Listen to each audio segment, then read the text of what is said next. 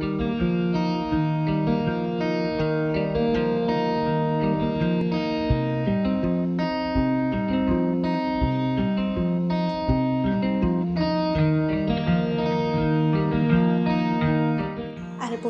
telah menjadi salah satu makanan paling trendy di dunia.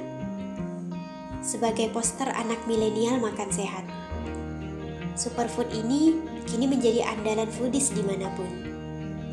Harga alpukat telah meroket dalam beberapa tahun terakhir hingga 129%.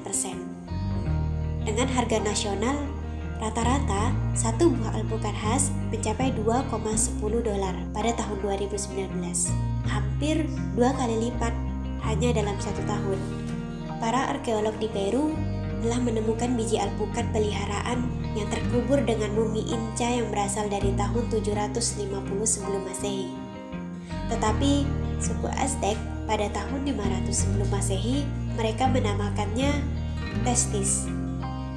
Ketika Spanyol menyapu Meksiko dan Amerika Tengah pada abad ke-16, mereka menamainya aguaquet.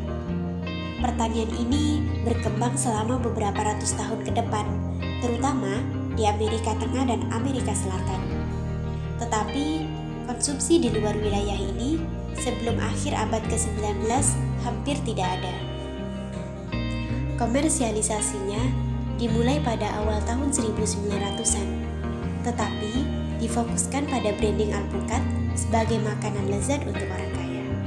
Seperti iklan di New York dari tahun 1920 yang menyatakan sebagai aristokrat buah salad. Tetapi sejumlah petani California menyadari bahwa aguaquet yang sulit diucapkan tidak cocok untuk pasar massal. Jadi mereka membentuk Asosiasi Alpukat California. Pada tahun 1950-an, skala produksi tumbuh dan harga alpukat masing-masing turun menjadi sekitar 25 sen. Ketika orang Amerika Latin membawa kecintaan mereka pada alpukat ke Amerika Serikat. Tetapi ketika permintaan meningkat, pasokan harus tetap ada. Kesulitan sebenarnya untuk menghasilkan tanaman alpukat skala besar mulai terlihat. Kebun alpukat membutuhkan sumber daya yang luar biasa mahal untuk berkembang. Ada banyak hal yang dibutuhkan untuk pembudidayaan alpukat, baik itu air, pupuk, pemangkasan, pengendalian hama, dan perlindungan pohon dari sengatan matahari. Semua itu dilakukan agar mendapatkan hasil panen yang sangat berkualitas. Rata-rata petani memutuskan untuk menanam kebun alpukat. Mereka memilih pohon yang berasal dari pembibitan bersertifikat dan harus melakukan pemesanan bertahun-tahun sebelumnya. Rata-rata, jika memproduksi 100.000 pon per hektar, itu membutuhkan sekitar 1 juta galon air. Jadi 100 galon per pon, sekitar 50 galon per 8 ons buah. Yang sangat sulit bagi seorang petani yaitu untuk mengelola hal-hal yang tidak dapat diatur, seperti angin dan sinar matahari. Lonjakan popularitas alpukat terhenti selama hiruk-pikuk memerangi lemak pada tahun 1980-an. Dengan rata-rata hanya 1 pon per kapita yang dikonsumsi di Amerika pada tahun 1989. Obsesi rendah lemak dekade ini membuat konsumen menjauh dari alpukat karena tingginya kandungan lemak, tanpa benar-benar memahami kebenaran nutrisi yang tersembunyi di dalamnya. Ketika berbicara tentang lemak dalam makanan secara umum, orang cenderung sedikit khawatir karena kita sering mendengar di media bahwa lemak tidak baik untuk kita. Tapi, jenis lemak yang ada pada alpukat adalah lemak tak jenuh tunggal, yang sebenarnya sering dianggap lemak sehat atau lemak yang menyehatkan jantung. Jadi, meskipun ada banyak lemak dalam alpukat, sebenarnya lemaknya cukup baik. Alpukat memulai kebangkitannya pada masa milenial dan juga dibantu oleh keputusan politik. Pada tahun 2005, Departemen Pertanian Amerika Serikat mencabut larangan 90 tahun yang lalu dan kini mengizinkan kembali impor alpukat Meksiko ke seluruh 50 negara bagian. Awalnya, keputusan ini membuat marah petani California yang khawatir langkah tersebut dapat memangkas penjualan petani lokal sebanyak 20%. Karena pasokan alpukat di Meksiko menjadi jauh lebih umum dan banyak tersedia, restoran mulai menempatkannya sebagai bagian permanen dari menu mereka. Dan permintaan mulai meningkat, booming karena rantai pasokan yang tidak konsisten sebelumnya sekarang konsisten.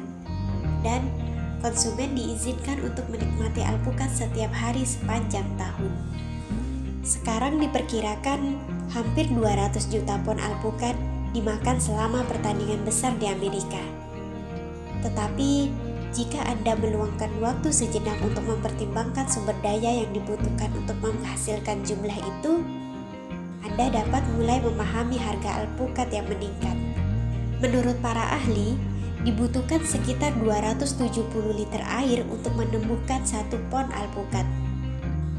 Jadi, 200 juta pon bisa membutuhkan sekitar 54 miliar liter air, yang berarti kekeringan atau gelombang panas dapat memiliki konsekuensi yang menghancurkan pada industri alpukat.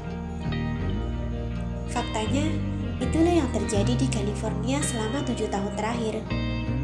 Di beberapa negara seperti Chili, budidaya alpukat disalahkan karena memperburuk kekeringan. Sebab kebun hijau subur mengabaikan dasar sungai yang kering. Mungkin alasan terbesar untuk dominasi alpukat adalah munculnya gaya hidup makan bersih. Ada promosi sensasional dan cukup besar seputar alpukat, tetapi sebenarnya cukup beralasan jika menyangkut seberapa padat nutrisi makanan ini. Tidak banyak makanan yang benar-benar menirunya dalam hal profil nutrisi. Alpukat jelas merupakan makanan yang baik untuk dimasukkan ke dalam menu diet karena ia memiliki lemak tak jenuh tunggal. Kita juga dapat menemukannya di minyak zaitun, buah zaitun, kacang-kacangan, dan biji-bijian. Vitamin dan mineralnya kita dapat menemukannya di sayuran hijau seperti bayam, brokoli, dan lain-lain. Itu adalah cara lain untuk mendapatkan nutrisi yang ada di alpukat tanpa memakan buah alpukat. Proses pembudidayaan alpukat ini juga membutuhkan tenaga kerja yang luar biasa. Bahkan setelah ditanam, dipangkas, dan dipetik, alpukat membutuhkan metode distribusi yang mahal agar dapat dikirim segar dan matang ke pelosok dunia.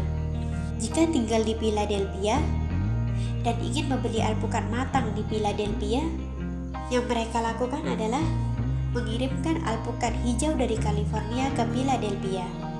Mereka menghangatkannya dan mendapatkan etilen di dalamnya, sehingga semuanya matang dan kemudian ketika dipindahkan ke toko retail sudah siap dimakan.